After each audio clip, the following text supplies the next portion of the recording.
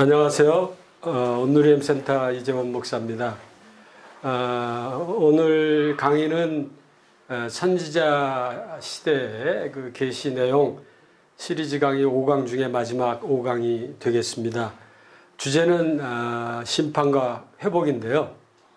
그간 전 강의에서 여호와 이스라엘 사이의 결속 두 번째, 그리고 그 결속 관계 깨어짐에 대해서 말씀을 드리고, 오늘은 심판과 회복, 또 선지자들의 종말론에 대해서 BC 8세기 선지자, 기록 선지자, 최초의 기록 선지자들의 생각을 중심으로 다뤄보도록 하겠습니다. 호세아와 이사야 두 선지자의 종말 가르침은 또 아모스 선지자와 미가 선지자도 조금은 함께 나올 터인데요. 심판론과 종말론이 심판론과 회복론, 이 두 주제로 나누어 다뤄보도록 하겠습니다. 이 선지자들의 종말론의 독특성은 그저 일상적인 어떤 격변으로 인한 종말론적 위기를 이야기하는 것이 아니라 이상으로 하나님께서 주신 그것이 하나의 영구한 미래의 영구한 질서로 이어지는 그러한 최종성과 그 완성을 향한 그런 성격을 가지고 있다는 것이 특징이 되겠습니다. 달리 표현하면 이 선지자들이 예언한 심판은 최종적 심판에 관한 이야기고, 예언한 심판도 예언한 회복도 그 최종적 심판에 따른 그 회복이라고 볼 수가 있습니다. 선지자들이 심판을 말할 때는 물론 당대 살고 있던 이스라엘 이라는 유다라는 그러한 그 나라에 대한 현재적 심판 이야기의 언급이 있지만, 그것이 방금 말씀드린 종말론적 그 심판의 내용과 중첩이 되는 그러한 성격이 있습니다. 예를 들자면 이사야서에 나오는 36장부터 39장인가요? 그 사이에 나오는 그 아수르의 사네립 왕이 이스라엘 예루살렘을 이제 부하 랍사게를 보내서 이렇게 험담을 이렇게 그 패망의 의혹을 불태울 그 시점에 아수르의 패망 사건의 예언이 던져집니다. 근데 그 예언이 그 시대에 관한 그러한 그 예언적 성격뿐만 아니라 하나님 주신 예언이죠. 어떻게 될 것이다. 아수르의 패망이 이루어지게 될 것이다. 사네립이 공격하러 이 근방에 왔던 사네립이 본국으로 돌아가고 그 아들에게 의해서 죽게 되고, 이러한 일들이 이제 예언이 되어지는 내용의 아수르의 패망 사건이 그 훗날에 있을 그러한 영광의 종말론적 광경들과 이렇게 같은 성격을 동시에 양쪽을 다 시사하는 그런 것으로 이렇게 주어지는 특징이 좀 있다. 그래서 이러한 가까운 미래와 먼 미래에 일어날 그 예언의 성격을 함께 해석하는 일이 구약에서 또 물론 신약도 그렇지만 예언 해석에 있어서 가장 힘든 요인 가운데 하나다. 그 난해한 부분이 없잖아 있다는 것을 말씀을 드릴 수가 있습니다. 호세아의 종말론을 먼저 살펴볼 텐데, 그 중에 심판론에 대해서 살펴보면 그 호세아의 심판이 민족적인 죄의 삭스에 대한 하나님의 진노로 말미암은 형벌임을 선포를 합니다. 물론 동시에 이스라엘에 관한 사랑의 채찍이기도 한 것입니다. 13장 14절 호세아에 보면은 내가 그들을 수월의 권세에서 속량하며 사망에서 구속하랴? 그렇지 않겠다는 그러한 그 형태의 그 뜻을 갖는 질문 형태로 원문은 이렇게 되어 있지만 뭐 한글 개역 개정은 그렇게 이런 뜻으로 이해하기 어렵게 번역이 되어 있는데요. 그러니까 이 의문문으로 이렇게 사실은 표현이 되어야 하는 것인데 그 답변은 아니라는 것이죠. 하나님이 심판하겠다는 의지를 표명을 하는 거예요. 나 사망에서 구속할 게 내가 해야 되겠어 이렇게 하나님 말씀하시는 것이죠. 예. 이 본문 내용 사망에 대한 구속, 예. 그에 대해서 사도 바울은 고린도서에서 이 본문을 정반대로 승리의 질문으로 바꿔놓았습니다. 예수 그리스도로 말미암은 승리를 말하고 있는 것이죠. 그래서 이 호세아의 심판론의 심판의 그 재난들이 이제 혼인 베리트와 관련이 되어 있지 않습니까? 그래서 이제 그 아내를 버리고 떠나는 하나님께서 친히 이스라엘에게서 떠나시는 그런 모습으로 그려져 있습니다. 말씀드린 대로 심판의 원인이 여호와의 진노를 촉발시킨 건데요. 이러한 심판을 겪으면서 이제 백성들은 회심으로 이어지게 됩니다.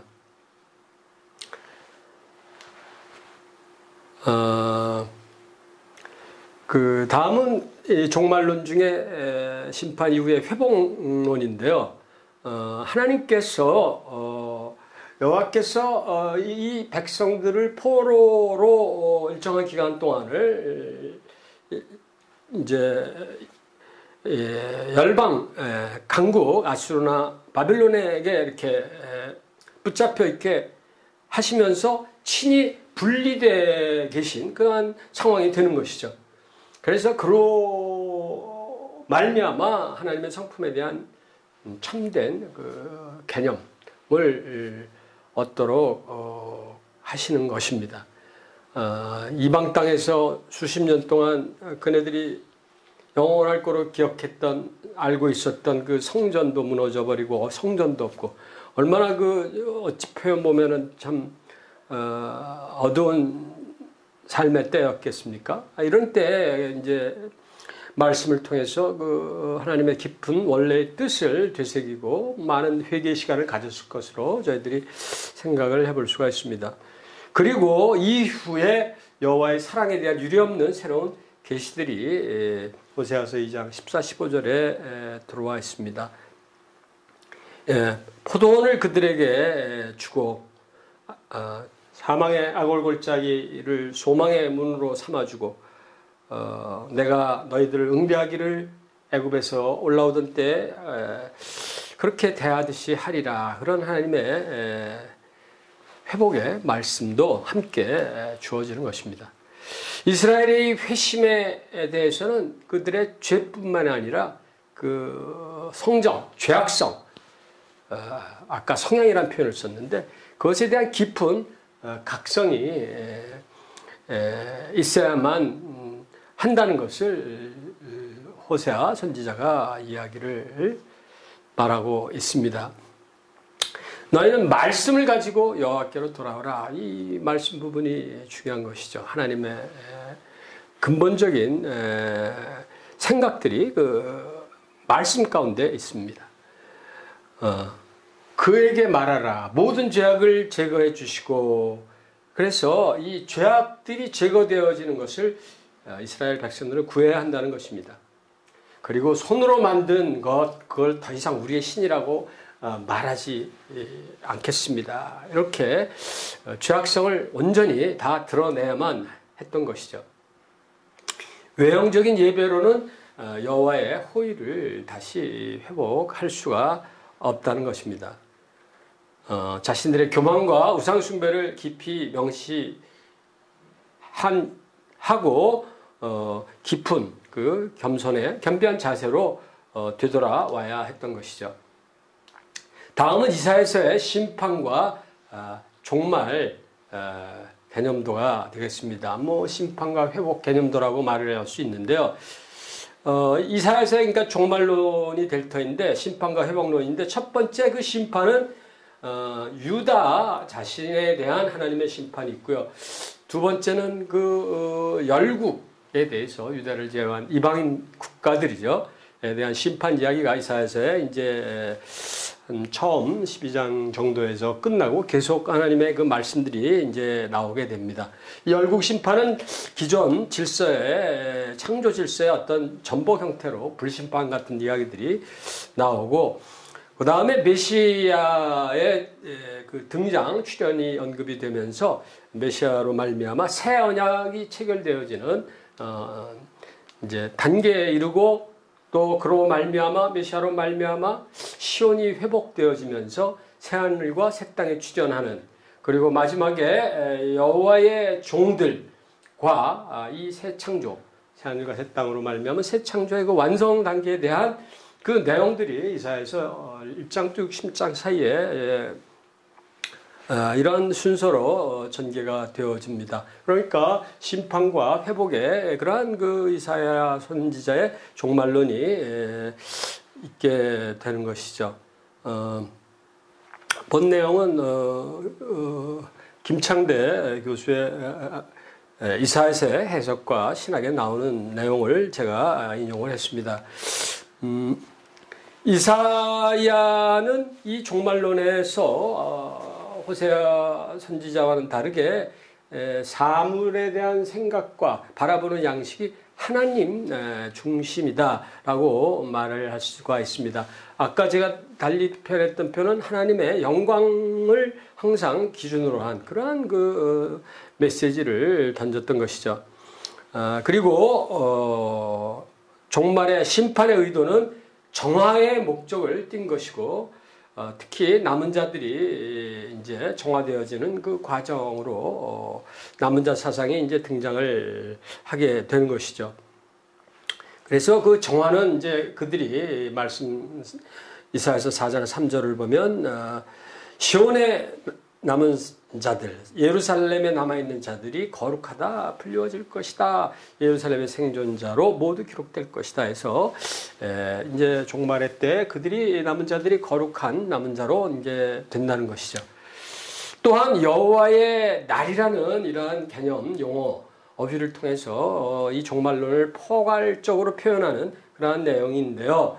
이 문구는 고대의 선지자 이전 시대에도 이 종말론이 존재했음을 우리가 알 수가 있습니다.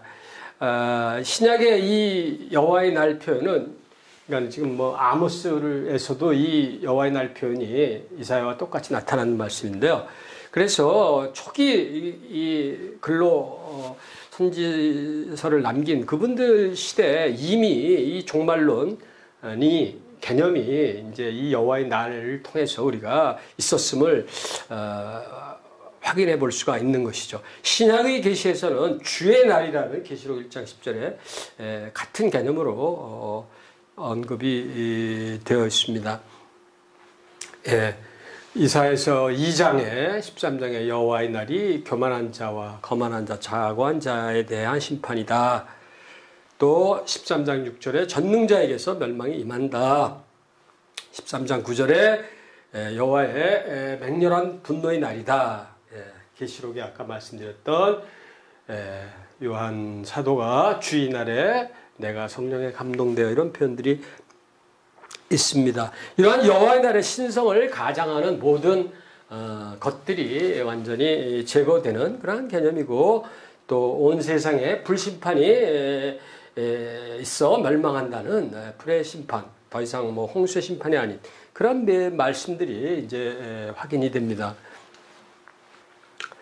이날은 자신의 대적들을 여호와께서 심판하는 날이므로 세상에 여호와께서 개입을 하시는 날인데요. 그것은 뭐 특정한 한 사건이 아니라 다양한 사건을 통해서 우리가 이러한 여호와의 날, 심판의 날, 진노의 날을 우리가 살펴볼 수가 있습니다. 뭐 아수르의 이스라엘 정복이나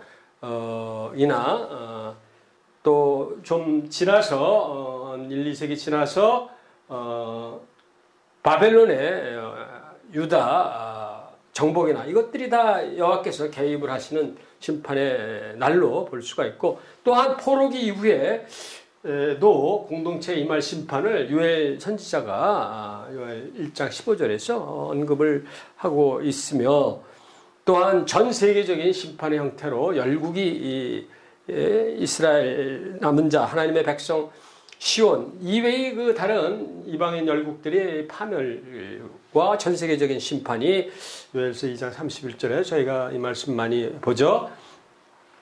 여호와의 크고 두려운 날이 이르기 전에 해가 어두워지고 천재 지변이 일어나는 그러한 언급이 있습니다. 또 계약 공동체를 정화시키는 하나님의 심판임의 말라기서 4장 5절에도 언급이 됩니다. 이 전 심판의 세계적인 심판의 그 성격이 이제 아까 방금 전에도 말씀드렸던 것이 악인을 하나님께서 징치하시는 그러한 날입니다. 또 의인을 당연히 구원의 의로 건져내시는 것이죠.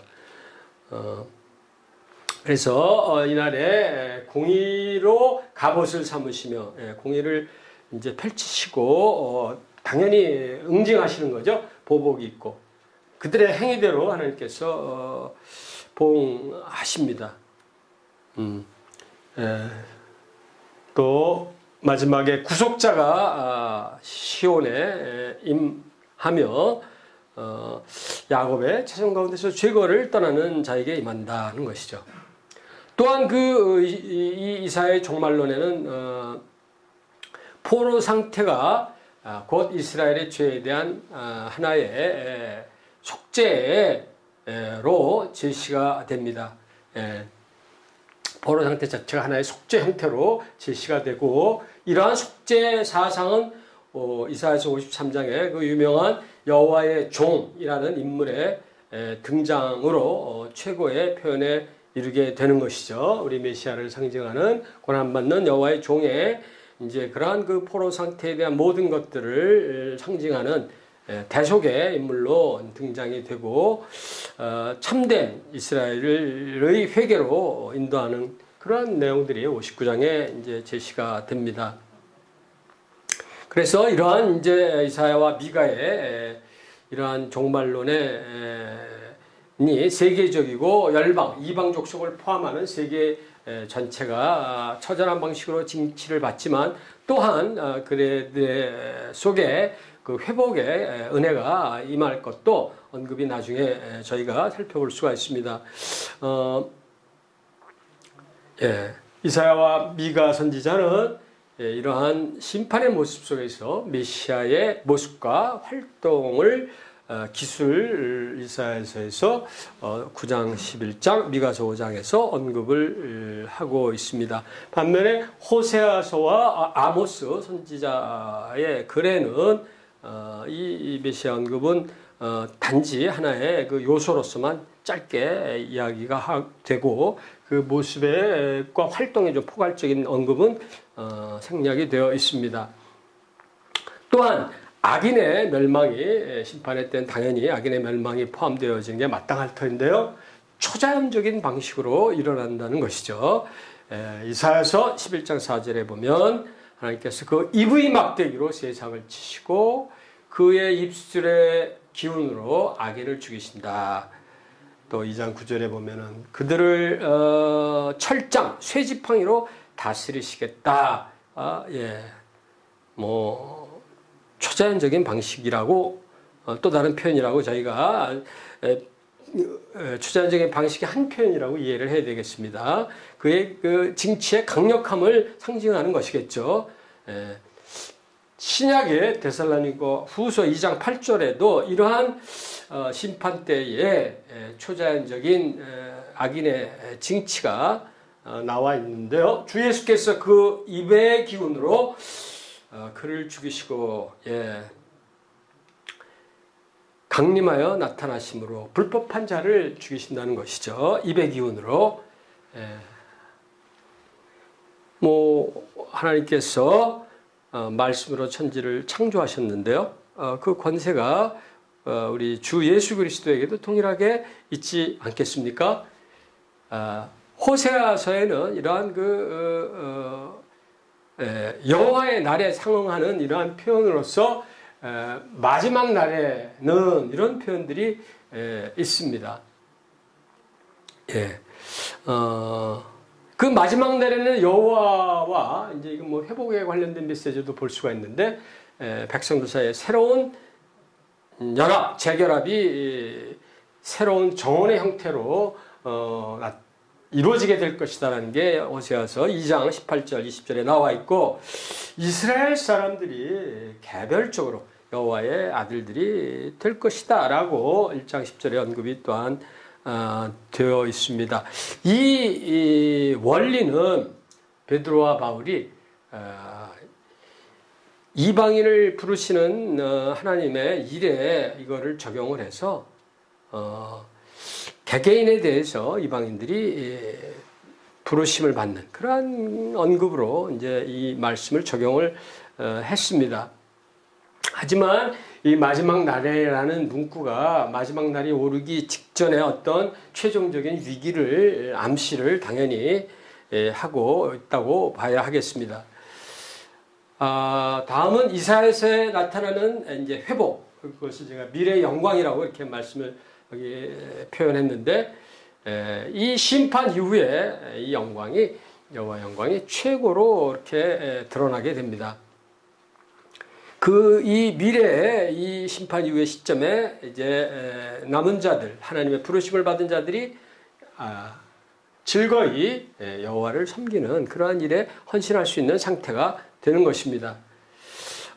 이 미래의 영광의 첫 번째 우리가 메시아의 내용이 이제 이 회복의 중요한 메시지를 이제 그 이사야서에서 주고 있기 때문에 몇 가지 살펴보면 메시아의 출현이 이제 언급이 이사야서 9장 1절 10절에 되어 있습니다.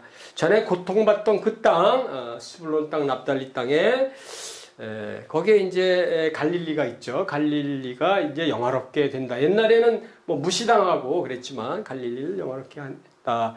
어느 신학자는 이 땅에 이러한 갈릴리의 영화로움에 대해서 예수 그리스도께서 이제 이 땅에 오셔서 사역을 시작하실 때 갈릴리에 정착하시지 않았습니까? 그래서 이 갈릴리가 이 바로 그러한 부분도 예언되어진 땅이다라고 이렇게 이 말씀을 근거해서 주장을 하는데 매우 뭐 적절한 표현이 아닌가 이런 생각이 드는데요. 그래서 그 메시아의 출현으로 말미암아 이제 그 출현 얘기는 이야기 끝에 뒤에 한 아기가 태어나고 하나를 우리 주신 바 됐다 이 표현을 통해서 그가 누군지 메시아에 대한 표현 저희들이 아주 유명한 이사야서 9장의 그 6절의 말씀을 통해서 예수 그리스도 메시아의 출현이 평강의 왕이 오실 것을 이제 예언이 되어 있는 것이죠. 또한 그의 이름이 임마누엘이라 하리라 하는 이 메시아에 대한 이름이 참으로 이 하나님을 여호와를 의지하기를 꺼려했던 당대 유다 왕 아하스 왕이 하나님께 징조를 아하스 왕이 보고 구하라는 그 선지자의 말을 스스로 거부를 합니다. 뭐 하나님께 구할 게 뭐가 있어? 그러한 태도가 이 하나님의 말씀에 유념하지 않겠다는 좀 무시하는 그러한 그 아주 불신앙적인 태도가 저변에 깔려 있는 그런 발언을 이제 아하스 왕이 하는데요. 이때 이 뜻밖에도 선지자의 입에서 메시아 예언으로 볼 수 있는 그 임마누엘이라는 이름의 어린아이가 탄생될 거라는 그러한 징조의 예언의 계시를 합니다. 그게 뭐 자기 의지로 됐겠습니까? 당연히 하나님의 영의 그 감동하심으로 이러한 이제 상황 속에서 그러니까 이제 이게 아까 설명 말씀드렸을 때 가까운 미래와 먼 미래에 일어난 일들이 예언이 중첩적으로 이해를 해야 된다 했는데 하나님의 어떤 도우심의 그 손길이 이 말에 대한 답변이 먼 미래에 일어날 그 우리 예수 그리스도의 탄생에 관한 성육신에 관한 그런 메시지가 이 순간에 이제 튀어나온 것이죠. 미가서에도 처녀가 잉태하여 아들을 낳을 것이다. 그 이름은 임마누엘이라 하는 이러한 말씀이 이사야서 7장 14절과 더불어 주어져 있습니다. 이것은 여호와께서 그의 백성에게 친히 삼위일체 예수 그리스도 제2위이신 예수님이 하나님이 성자 하나님께서 친히 그 백성에게 은혜롭게 임재하신다는 그러한 하나의 보증의 말씀이요. 또 은혜로 임재하신 그 통로로 메시아를 소개하는 것이죠. 또한 메시아는 이상적인 왕으로 나오고요. 하나님의 선물임을 우리가 아까 봤던 9장 6절의 이사야 말씀 통해서 하나님이 주신 바 됐다. 하나님께서 주신 것이죠. 메시아에게 능력을 행하며 또한 섬기는 영이 주어진다. 하나님의 영이 메시아에게 주어진다. 신약에도 보면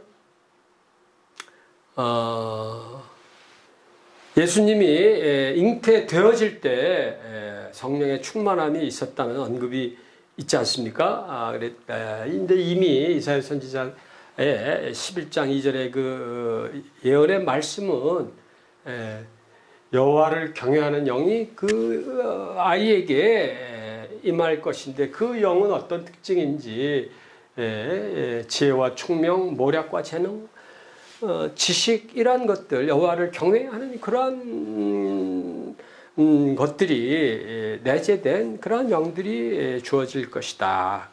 또한 61장 1절에 보면은 그 유명한 이제 예수님께서 갈릴리 회당에서 처음 그 설교를 하실 때 이 이사야서 61장의 1절부터의 말씀을 인용하셨는데 주 여호와의 영이 내게 내리셨다. 예언된 이사야에서 예언된 말씀을 그대로 인정하시면서 예수님께서 그게 내게 내렸다라고 얘기하시면서 그 영으로 말미암아 내가 기름 부음을 받은 것인데 그것이 실질적으로 어떻게 나타나냐? 이러한 가난한 자, 마음이 상한 자, 포로된 자, 그리고 갇힌 자들에 대한 구원의 역사로 그 기름 부으심의 은혜가 펼쳐진다. 이런 말씀을 하고 있는 것이죠. 이것이 뭐 글자 그대로의 그러한 그 역사가 이루어지는 건 당연한 것이고 또 그 외에도 뭐 공의와 의로 온 삶을 살아가는 것을 뭐 우리가 또 이 말씀 가운데 그런 기름 부으심의 은혜가 있을 것을 기대해 볼 수가 있겠습니다. 또한 방금 말씀드린 그러한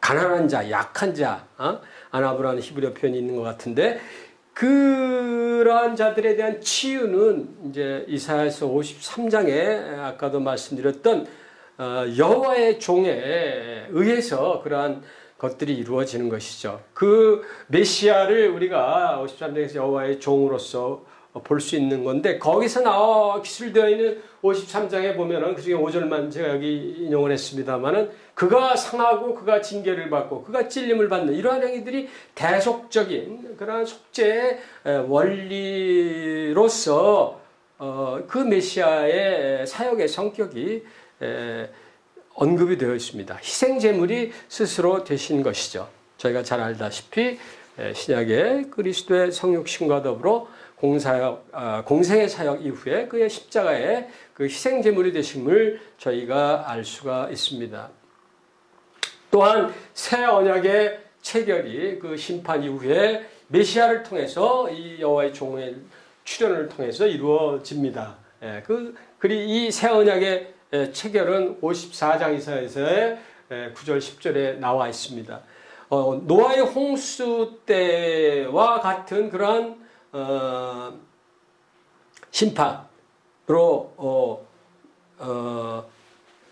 노아의 홍수로 땅에 범람 못하게 하리라 맹세했던 것과 같이 네게 노하지 아니하며 그렇게 하지 않겠다는 말씀이죠. 너를 책망하지 아니하기로 내가 하나님 자신이 맹세한다. 그렇게 말씀하시면서 이 새로운 새 언약의 체결과 관련되어져서 하나님께서 말씀을 하시기를 내가 나의 화평의 언약을 내가 너희와 맺겠다. 그래서 이 이 화평의 언약은 뭐 화평은 히브리어로 샬롬 아닙니까? 그래서 샬롬의 그 메리트라고 할 수 있는 이 언약을 맺으시는 것이 이제 이게 새 언약을 일명 화평의 언약이라고 하나님께서 친히 말씀을 하시는 이 화평의 언약이 새 언약인데 그것이 예수 그리스도 신약의 메시아로 오신 예수 그리스도의 죽음과 부활을 통해서 예수님께서 잡히시기 전날 밤에 최후의 만찬 때 성찬식을 하시면서 이것은 새 언약이다 이런 표현을 하시죠. 그래서 그리스도의 죽음과 부활을 통해 성취된 그 메시지가 이사야 선지자를 통해서 이미 예언져 되어 있고요. 그로 말미암아 이제 하나님과의 새로운 그 화평의 관계로 하나님의 자녀들이 이제 들어가게 된 것이죠. 이 새 언약 체결 시에 하나님의 영과 하나님의 말씀이 남은 자들에게 주어지는 것입니다. 또한 이 종말에 메시아의 출현으로 말미암아 그 회복이 이제 시온이 회복된다 이런 표현들이 나오는데요. 메시아가 11장에 보면은 지식과 경외의 신으로 메시아가 오시고 아까도 뭐 다른 표현들이 있었습니다만은 열국을 통치하시는데 공의와 의로 통치하시고 온 세상이 화평케 될 것이다. 메시아의 통치로 말미암아 여호와를 아는 지식이 세상에 충만할 것이다 라고 언급이 되어 있습니다.